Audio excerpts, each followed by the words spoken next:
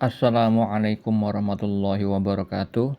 Alhamdulillahirabbil alamin. Allahumma shalli ala sayyidina Muhammad wa ala ali sayyidina Muhammad.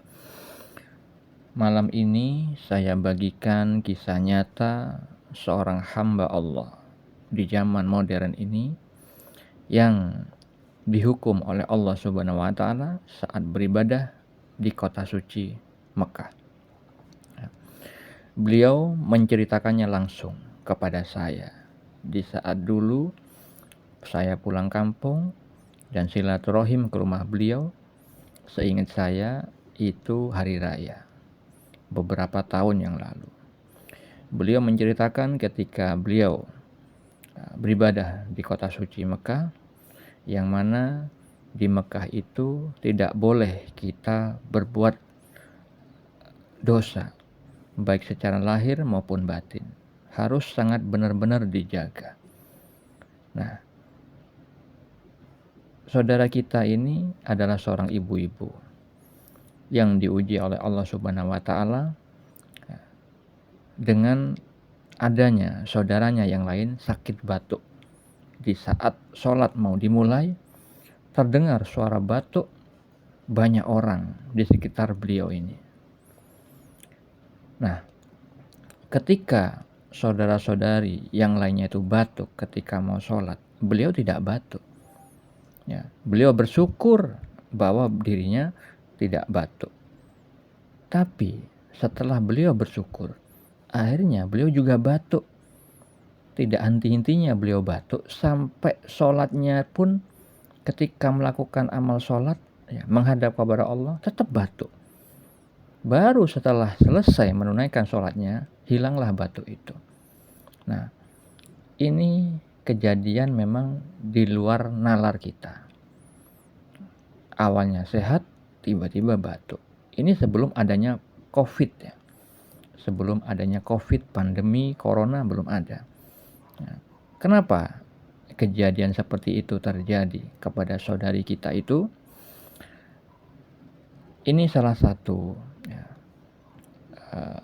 kita harus bersyukur bahwa ketika kita memahami panduan agama, yang mana agama itu disabdakan Nabi itu adalah nasihat.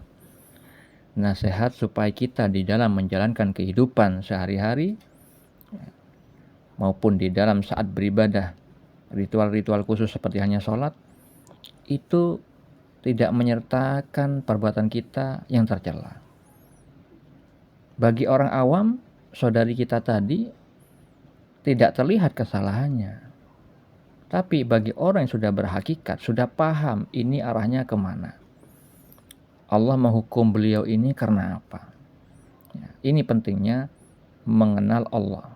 Ya, pentingnya bermakrifat kepada Allah. Pentingnya mengenal kepada syariat-syariat Allah, yang mana sabda Nabi Muhammad SAW menjelaskan. Ya, beliau meninggalkan dua perkara yang apabila kita berpegang teguh kepada dua itu, kita tidak akan tersesat selamanya.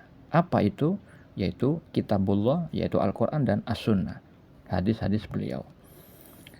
Nah, apa pelanggaran yang dilakukan saudari kita di saat beribadah di kota suci? Beliau tidak menghinakan orang-orang yang sakit. Beliau tidak suudzon terhadap orang-orang sakit itu, melainkan bersyukur atas dirinya sendiri. Nah, ini kesalahannya yang mungkin tidak diketahui oleh beliau. Hal ini disabdakan Nabi Muhammad SAW di dalam hadis riwayat Muslim nomor 4685. Beliau bersabda, perumpamaan orang-orang yang beriman dalam hal saling mencintai, mengasihi, dan menyayangi di antara mereka adalah ibarat satu tubuh. Apabila ada salah satu anggota tubuh yang sakit, maka seluruh tubuhnya akan ikut terjaga, tidak bisa tidur, dan panas turut merasakan sakitnya. Ya. Kalau misalkan badan kita ya, ada yang tertusuk jarum, maka seluruh badan kita pasti merasakannya. Tidak mungkin hanya di jari itu saja yang sakit terkena jarum.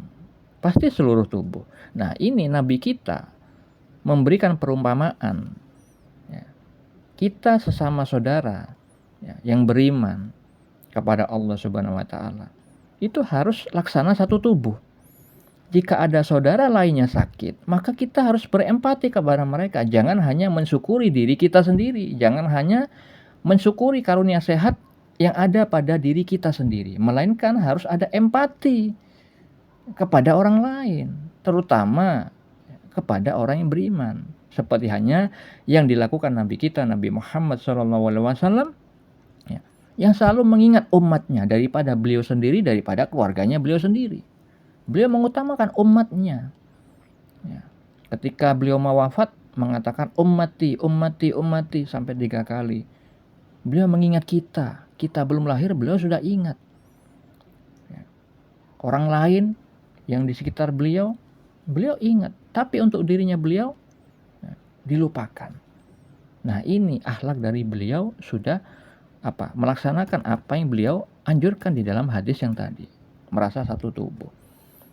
Dan di dalam hadis riwayat Bukhari dan Muslim, sabda beliau yang lain, seseorang di antara kalian tidak beriman jika belum bisa mencintai saudaranya sebagaimana ia mencintai dirinya sendiri. Dan juga redaksi hadis yang lain, beliau bersabda, orang muslim itu adalah saudaranya, saudara orang muslim lainnya. Dia tidak menzaliminya dan tidak menelantarkannya.